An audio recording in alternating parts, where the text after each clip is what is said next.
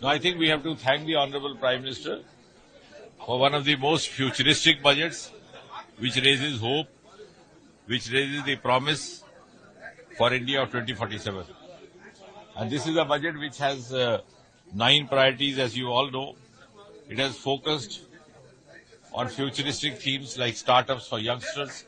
It gives a huge emphasis on employment generation, on livelihood avenues. Like, for example, we have a startup stipend, or shall I say an internship or skill training, which is like a paid internship where the young boys and girls will be able to do their skill upgradation along with a paid stipend of 5,000, which is, I think, a unique idea, a very innovative idea. At the same time, it has also taken some unorthodox decisions, very bold decisions like abolishing the angel tax, which will now be available for the startup to invest and to supplement their work.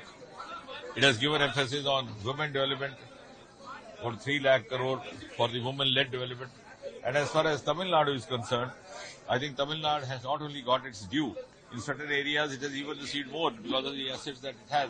It has a huge marine potential, blue economy potential, which is one of the flagship programs of the Government of India. And I wish the state government also is equally responsive to this. It has a huge resource of fisheries.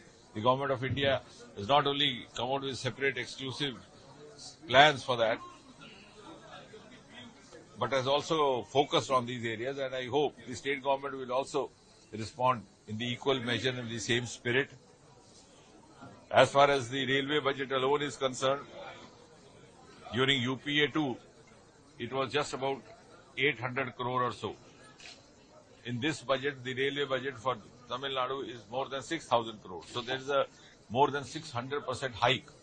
So what I am trying to say is there are 6 Vande Bharats given to Tamil Nadu. There are 77 Amrit rail stations being developed in Tamil Nadu, which is sometimes more than many other states. So I don't think instead of creating any kind of a protest or a reservation, it should rather be the other way around. They should make the best use, and that is also because Prime Minister Modi has a huge respect for the Tamil culture. It was he who also encouraged the Kashi Sangamam and made the people realize the cultural union between the North and the Tamil and the union of faiths. So I think we should all, in the interest of the stakeholders, in the interest of youth, try to unitedly avail of this budget and make others also understand the benefits of it.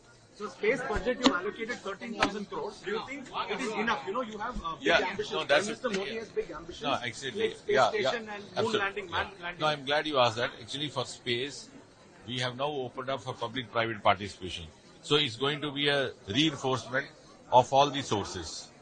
But in addition to that, for the space sector, 1,000 crore has been earmarked as a venture fund.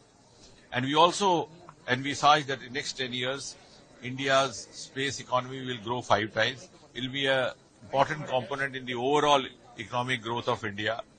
And not only that, with the changeover in the policy, which has happened in 3 years back only, in just about 8 months beginning from 1st April to 31st of December 2023, we had a private sector investment of more than 1,000 crore. So that's a quantum jump. From one startup in the space sector, now we are almost 200 startups. So I think, and now we are going to have National Research Foundation, for which this budget has earmarked 1 lakh crore. But in addition, there will be more than 50-60% of resource from the non-government sources. So that will create an ecosystem which will be above all the silos. It will be much more integrated. So there will be pooling of resources, not only knowledge-wise, but also money-wise. And therefore, we should look at it in totality. So, but when moon landing, etc., planned, manned moon landing, space station are planned, do you think 13,000 crores? No, for many missions, we have separate allocations also. Like for Gaganyaan, we have a separate allocation. So it's in totality we are okay.